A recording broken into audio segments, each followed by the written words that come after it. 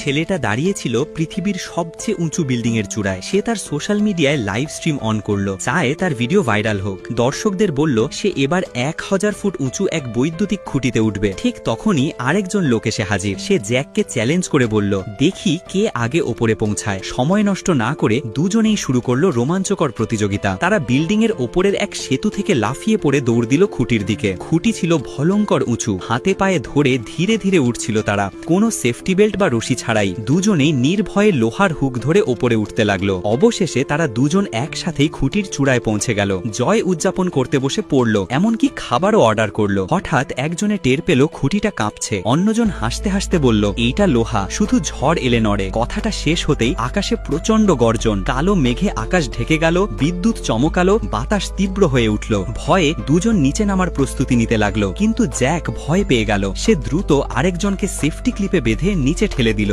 আর নিজে ওপরেই থেকে গেল লাইভ স্ট্রিম চালিয়ে। কিছু সময় পর হঠাৎ সেই লোক আবার ওপরে উঠে এসে জ্যাককে ধাক্কা দিল। জ্যাক নিচে পড়তে লাগলো আর তার লাইভ ভিডিও হঠাৎ বন্ধ হয়ে গেল। দর্শকেরা হতবম্ব, কিন্তু মাটিতে পড়ার ঠিক আগেই জ্যাক প্যারাশুট খুলল। দুর্ভাগ্যবশত প্যারাশুটটা ঠিকভাবে কাজ করলো না। ঝোড়ো হাওয়া তাকে পাশের এক বিল্ডিং এর দিকে উড়িয়ে নিয়ে গেল। সেই বিল্ডিং ছিল ভয়ঙ্কর অপরাধীদের আড্ডা, ড্রাগ চোরাচালান চক্রের ডেরা। ডন জ্যাককে দেখে ভাবল, এই ছেলেটা হয়তো অন্য গ্যাংয়ের লোক, ডিল করতে এসেছে। সে জিজ্ঞেস করলো, সুটকেস কোথায়? জ্যাক ভয় পেয়ে চুপ করে রইল। ঠিক তখনই আর এক গ্যাং বস ঘরে ঢুকলো, হাতে এক সুটকেস। ঘামতে লাগলো জ্যাক। কিভাবে বাঁচবে ভাবতে ভাবতে একটা বুদ্ধি খাটালো। সে এমন ভাবে গল্প ঘুরিয়ে দিল যাতে দুই গ্যাং মনে করলো একে অপরকে ঠকাচ্ছে। মুহূর্তেই কথা কাটাটি থেকে শুরু হলো গুলির লড়াই। গ্যাং ওয়ারে পুরো বিল্ডিং কাঁপতে লাগলো। আর সেই বিশৃঙ্খলার সুযোগ নিয়ে জ্যাক চুপি চুপি বেরিয়ে গেল।